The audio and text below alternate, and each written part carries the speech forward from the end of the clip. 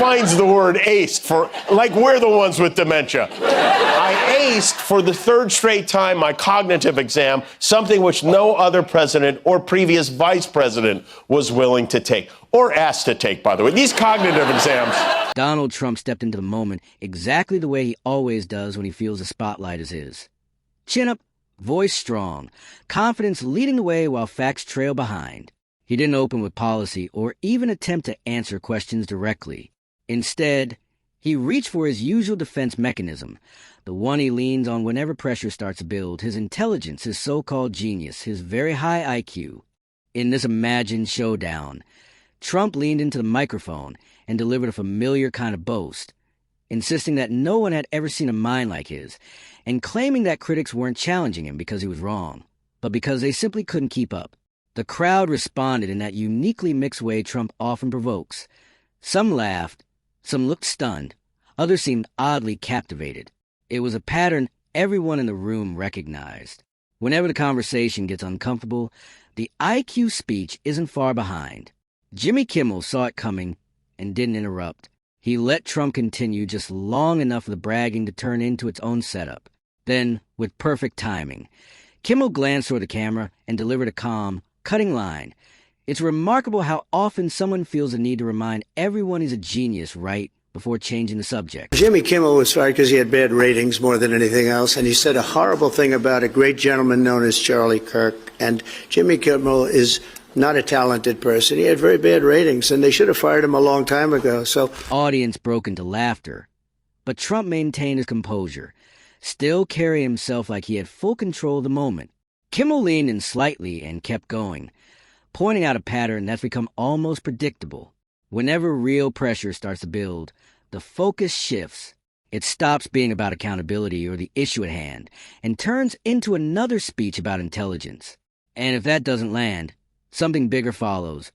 A distraction, a new controversy, a louder headline designed to pull attention away. The room grew more attentive as Kimmel built his point. Then he dropped a specific number, 14 seconds.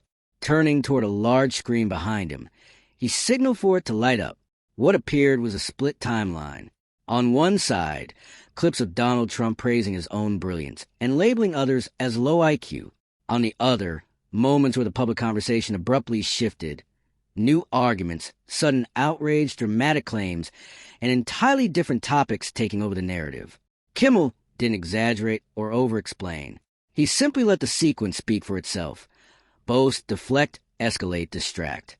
As I recall, he said he would step down if this happened, right? He said, if I can't beat out Jimmy Kimmel, then I don't think I should be president. And, well, hey, a deal is a deal. Back to Mar-a-Lago you go. And also, the audience started murmuring, because once the pattern became visible, it no longer felt random or coincidental. Jimmy Kimmel stayed composed and broke it down step by step. If people are convinced you're a genius, they might confuse avoidance with strategy. And if they're constantly told there's a bigger crisis just around the corner, they stop circling back to the question that quietly went unanswered. Donald Trump shifted slightly in his seat as the glowing screen remained behind him. Kimmel continued, pointing out how the cycle works.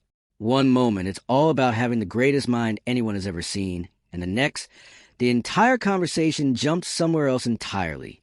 And if anyone dares to question why the topic changed so quickly, they suddenly become the one labeled as low IQ. The audience responded with applause, not just because it was funny, but because it felt uncomfortably accurate. Performance. but I've taken now 3 cognitive tests. I've aced every single one of them, and they're clapping for that. Listen, I'm not sure being asked. Then Kimmel delivered the line that completely shifted the tone in the room. A genius answers a question, he said, but a fraud changes the weather.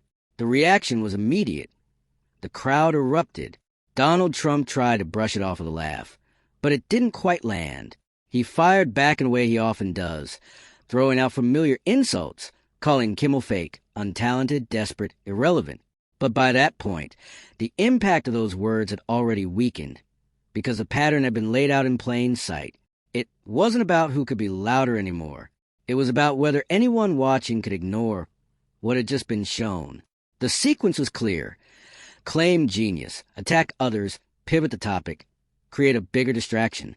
Kimmel calmly added that you can always tell when the truth gets too close, because that's when everything suddenly becomes urgent and chaotic instead of thoughtful and measured.